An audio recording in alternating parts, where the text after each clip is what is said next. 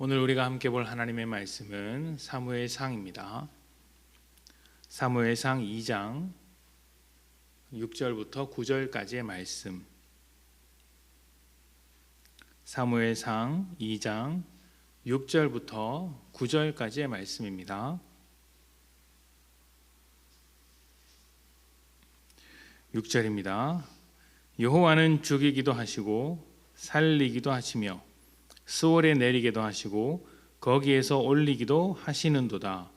여호와는 가난하게도 하시고 부하게도 하시며 낮추기도 하시고 높이기도 하시는도다. 가난한 자를 진토에서 일으키시며 빈궁한 자를 거름더미에서 올리사 귀족들과 함께 앉게 하시며 영광의 자리를 차지하게 하시는도다. 땅의 기둥들은 여호와의 것이라.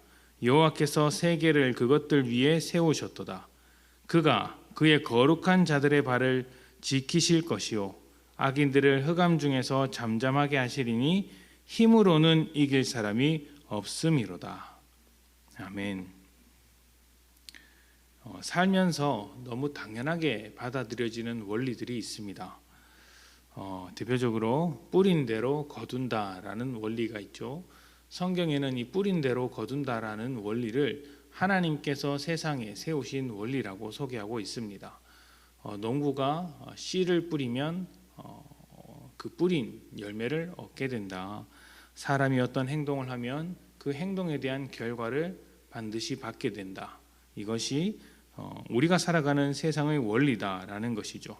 악한 것을 뿌리는 사람은 악한 것을 돌려받고 선한 것을 뿌리는 사람은 선한 것으로 돌려받는다라고 합니다. 그러니 믿는 자에게 어떤 삶을 요구할까요? 성령으로 심으라, 성령으로 심으라, 이렇게 이야기를 하고 있지 않습니까? 우리는 이런 일들을 정말 많이 겪습니다. 공부를 안 하면 성적이 나빠지죠. 또 내 실력도 없어집니다. 공부를 하지 않고 요행을 바란다면 잠깐은 성적을 높이고 속일 수는 있어도 그것이 언젠가는 드러나게 되어 있습니다. 대가를 받겠죠. 거짓으로 내 성적을 올린 대가를 받겠죠. 또 범죄를 저지른 사람도 그렇습니다. 완전 범죄라는 것은 없습니다. 죄를 지은 대가는 언젠가는 받게 되어 있는 것이죠. 그런데 가끔 이 원리에서 벗어난 것 같은 사람들이 있습니다. 죄를 지어도 처벌을 받지 않는 것 같고 선한 일을 해도 특별한 보상이 없는 것처럼 보이는 때가 있습니다. 그래서 뿌린 대로 거둔다라는 말을 믿지 않고 사람들의 눈을 피해서 자기가 하고 싶은 대로 악한 일들을 심는 사람들이 있죠. 그런데 조금만 길게 생각을 해보면 그것이 얼마나 어리석은 일인지 모릅니다. 뿌린 대로 거두는 것이 맞기 때문이죠. 악한 일을 한 사람이 당장의 처벌은 피할 수는 있어도 그 범죄를 보고 있는 가족이나 자식들에게 영향을 끼치게 되고 또 자신도 양심 없는 사람으로 살아가기 때문에 그 삶을 절대로 복되다고 할 수는 없죠. 사람의 눈은 속일 수 있어도 하나님의 눈은 속일 수 없게 되는 것이죠. 그것이 물질적인 처벌은 아닐지라도 악한 일을 저지른 대가는 반드시 우리 삶에 찾아오게 되어 있더라는 것입니다. 세상은 사람들의 뜻대로 돌아가는 것 같지만 사실은 사람들이 정하지 못한, 사람들이 만들지 않은 여러 가지 법칙과 원리 아래서 움직이고 있습니다. 그리고 그 법칙과 원리들은 세상의 주관자 되신 하나님으로부터 시작된 것이죠. 그래서 우리가 하나님의 뜻에 순응하며 살아갈 때 복된 삶이라고 하고 반대로 하나님의 뜻과 멀어지면 죄악된 삶으로서 그에 마땅한 결과가 찾아오게 되는 것입니다. 이것은 우리가 반드시 기억하고 있어야 할 세상의 원리입니다. 한나가 하나님 앞에 기도한 것은 세상의 주관자이신 하나님께서 세상을 다스리고 있다라는 믿음 위에서 기도하는 것입니다. 오늘 읽은 6절부터 9절까지의 말씀을 보시면 하나님께서 죽음과 생명을 다스리는 주관자시고 또 스올에 내리기도 하시고 올리기도 하시는 분이십니다. 스올이라는 것은 구약 성경에서 다양한 의미로 소개되고 있는데 죽음을 말하기도 하고 어떤 사람의 무덤을 지칭하기도 하고 또 우리식으로 표현하자면 저승이라는 말로도 사용할 수 있습니다.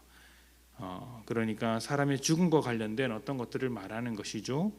죽이기도 하고 살리기도 하고 그 모든 것에 하나님께서 통치하고 계시다. 하나님께서 세상 모든 것의 주관자다라는 말을 지금 하고 있는 것입니다. 세상의 주관자 되신 하나님께서 자신의 뜻대로 세상이 흘러가도록 가만히 계시지 않을 것입니다. 우리는 그런 하나님을 신뢰하기 때문에 나의 한 문제, 나의 답답함, 나의 억울함을 주님께 기도한다. 이것이 한나의 기본적인 태도라고 할 수 있겠죠. 내가 억울한 일을 당했을 때 하나님께서 세상의 주관자로서 자신의 뜻대로 세상을 움직여 가실 것이기 때문에 나의 억울함을 하나님께 구한다. 이것이 한나의 기본적인 태도입니다.